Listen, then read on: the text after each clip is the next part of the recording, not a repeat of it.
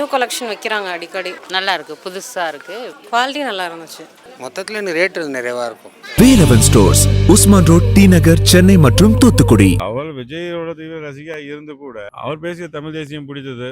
நாங்கெல்லாம் ஒரு 35 ஆண்டுகள் ஒரு அரசியல் வந்து சாக்கடைன்னு நினைச்சிட்டு இருக்கும்போது நாங்கள் என்னென்னலாம் நினைச்சோமோ அந்த அரசியல் அவர் பேசினார். அதனால பிடிச்சது, அதனால ஈர்ப்புடையதாக வந்திருக்கோம். ஓகேண்ணா, நீங்க கிருஷ்ணகிரி மாவட்டத்தை பொறுத்தவரைக்கும் எப்படி இருக்கணும் நாம் தமிழ் கட்சியோட வளர்ச்சி?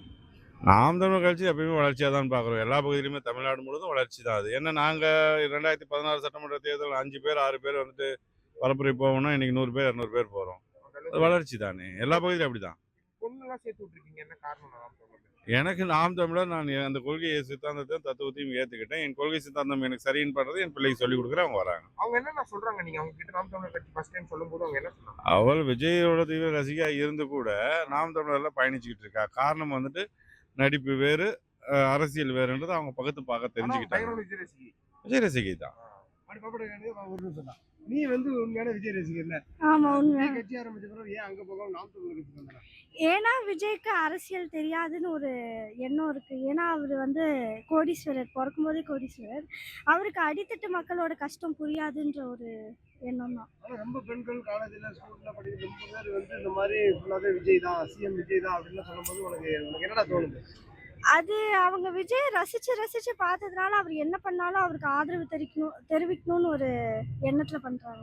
அந்த மாதிரி உன்னோட க்ளோஸ் ஃப்ரெண்ட்ஸ் யாராவது வந்து இந்த மாதிரி விஜய் கட்சியில் யாராவது இருக்காங்களா? ஓட்டு ஏதாவது சொல்லுவாங்களா? அந்த மாதிரி இருக்காங்க. சொல்லும் போது நான் புரிய வைக்கிறதுக்கு முயற்சி பண்ணுவேன், இல்லைன்னா அவங்களே போக போக புரிஞ்சுப்பாங்கன்னு நினைக்கிறேன். நீங்க நாம் தமிழர் கட்சியில வந்து குடும்பத்தையே நினைச்சிருக்கீங்களா மக்கள்? ஆமாண்ணா, எங்கள் அம்மா தீவிர காங்கிரஸாக இருந்தாங்க, அவங்க நாம் தமிழர் வச்சுருக்கேன். என் மனைவி நாம் தமிழர் தான், நான் நாம் தமிழர் தான், என் பிள்ளை நாம் தான். இனி எனக்கு அடுத்து வர அனைத்து சந்தைகளும் நாம் தமிழர் தான் பயணிக்கும். சீமானை பிடிக்குதோ இல்லையானே, அவர் பேசுகிற தத்துவம் கொள்கையும் ரொம்ப முக்கியமானது. அது நாட்டுக்கு மட்டும் இல்லை, உலகத்துக்கே தேவையான சித்தாந்தம் அவர் பேசுறது. எந்த அரசியல் யாராலையும் பேசிட முடியாது. அதுதான் முக்கியம். சந்திச்சிருக்கேன், ஆரம்ப காலகட்டங்களே நான் அவர்கிட்ட பேசியிருக்கேன், சந்திச்சிருக்கேன். அவர் பேசுகிற தமிழ், அவர் தன் மொழியை விடாத ஒரு குணாதிசயம் ரொம்ப பிடிக்கும். நம் தமிழ் மக்களை நேசிக்கிற விதம் ரொம்ப பிடிக்கும்.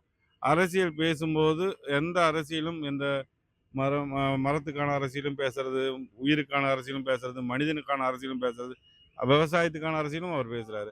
அவரை தவிர இத்தனை அரசியல் யார் பேசிட்டா? மன்னிக்கணும், அந்த கூட்டத்தை பத்தி எனக்கு அதிகமா தெரியாது.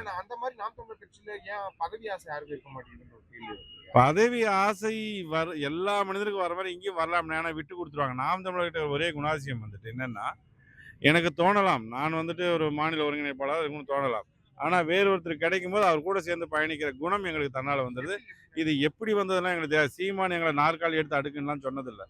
சீமான் எங்களை உன் இடத்த இருப்பிடத்தை சுத்தமாக வச்சுக்கலாம் சொன்னதில்லை.